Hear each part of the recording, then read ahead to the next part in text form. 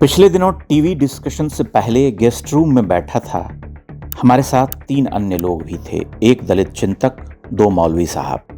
कुछ देर के बाद हमारे साथ गेस्ट कोऑर्डिनेटर भी जुड़ गया, एक युवा लड़का। मैंने उससे पूछा, आप कहाँ के रहने वाले हैं? उसने कहा, इलाहाबाद। मैं चुप रहा। एक मौलवी साहब ने चुटकी ली, इलाहाबाद कि प्रयागराज? मेरी चुप्पी तत्क्षण टूट गई। मैंने कहा, प्रयागराज को स्मृति से मिटाने के प्रयास किए गए तो स्मृति ध्वंस भोग रही पीढ़ी को वापस लौटने में जरा समय तो लगेगा साहब। मौलवी साहब ने अंगड़ाई लेकर कहा, प्रयागराज तो छोटा सा शहर था, अकबर ने उसे बसाया, इलाहाबाद बनाया। मैंने जवाब दिया, हर शहर समय के साथ कुछ बड़ा होता जाता है। संभवतः आप प्रयाग की महत्ता नहीं जानते, जानकर भी उसे नहीं स्वीकारते। मौलवी साहब मौन धारण कर बैठ गए। मैंने भारत इंडिया के प्रश्न पर कुछ दिनों पहले यही बिंदु उठाया था कि कैसे हजारों वर्ष पुरानी महान सनातनी नगरी प्रयाग की आह्लादकारी ध्वनि को इलाहाबाद से आच्छादित कर नष्ट कर दिए जाने के कुचक्र रचे गए, और जब वह आधिकारिक रूप से अपने मूल में पुनर्प्रतिष्ठित हुई तो यह देश सेक्युलरों के श्रृगाल रुदन से भर उठा। प्रयाग को इलाहाबाद, भारत को इंडिया कर दिए जाने का एक शास्त्रीय उदाहरण है, वैसा दूसरा उदाहरण आपको खोजे नहीं मिलेगा। इलाहाबाद को प्रयाग कहने पर उखड़ने वाले इंडिया को भारत कहने का आग्रह क्यों स्वीकारे और प्रयाग को प्रयाग कहने का आग्रह क्यों हो? मेरी विधवा और निरक्षर दादी के लिए तो वह कभी इलाहाबाद था ही नहीं।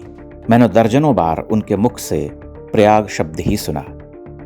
सेक्युलरिज्म के इस कीड़े ने हमें एक ऐसे अपराध बोध से भर दिया है जिसका बोध हमें होना ही नहीं था, पर एक बड़े समाज में वह हुआ।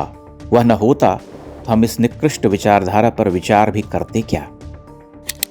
विडंबना यह, इस धरती के कई देश इसी गुलामी में अपनी स्मृति से उखड़ गए, उनका सांस्कृतिक सातत्य अवरुद्ध हो गया, भाषा, बोली, स्मृति, उत्सव सब मृत हो गए।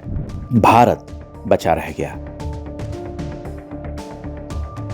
भारत में कोई विशिष्ट बात है, जिसे हम सनातन कहते हैं, वह उदाहरण रूप में जीवंत है। वही हिंदू है। हिंदू जाति एक साथ 2 मोर्चों पर लड़ रही है। एक मोर्चा बहिर्जगत का है, जिसे समाप्त करने के भयावह षड्यंत्र रचे जा चुके हैं, निरंतर रचे जा रहे। दूसरा मोर्चा अंतर्जगत का है, जिसे बचाने के लिए वह बड़ा संघर्ष कर रहा। वह मोर्चा जो पारिवारिक व्यवस्था के उन्मूलन का है, वह मोर्चा जो उसे परम पितृ सत्तात्मक समाज, जो कि उतना ही मातृ सत्तात्मक भी है, उसे ध्वस्त किया जा रहा।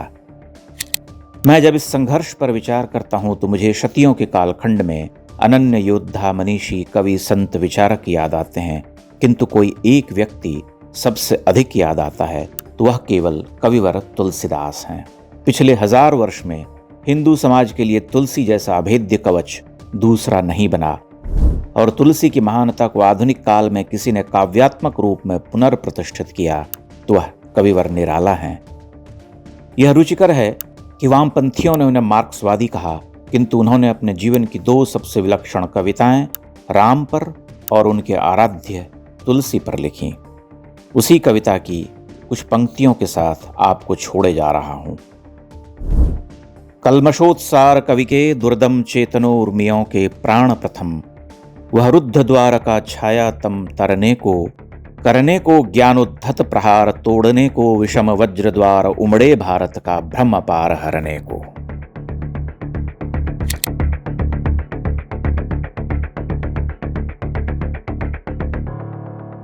इंडेक्स ऑनलाइन के वीडियो समाज को समर्पित हैं। आप इनको डाउनलोड करके जैसे चाहे वैसे प्रयोग कर सकते हैं। चाहे तो आप हमारे टेलीग्राम चैनल से जुड़ सकते हैं, वहां सारे नए पुराने वीडियो आपको मिल जाएंगे। हमारे सोशल मीडिया लिंक हर वीडियो के डिस्क्रिप्शन में होते हैं। हमारा एकमात्र उद्देश्य हिंदू समाज को जागृत और एकजुट करना है। इसमें सहभागी बने। धन्यवाद।